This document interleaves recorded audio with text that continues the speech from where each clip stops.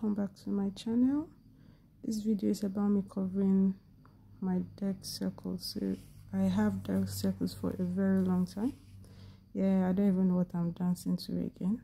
I had to mute the original sound, so bear with me. So this face primer is from Zekel Cosmetics and it's really helpful. So with it, I take off my makeup very easily. It doesn't stick to my skin. It's like me protecting my skin from any makeup products I'll be wearing or using. Prep your face first. I'm using Pro Concealer Dark Orange. There's a little of another Pro Concealer, I think yellow.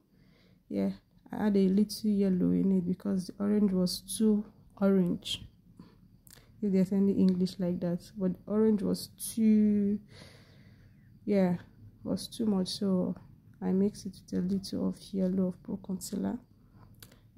So you let it sit for a minute, then dab it in. Just keep, rubbing it in until it blends completely. And dark circle is hidden. It's the wing for me. Yeah, so that's it. So lovelies, this is my final look.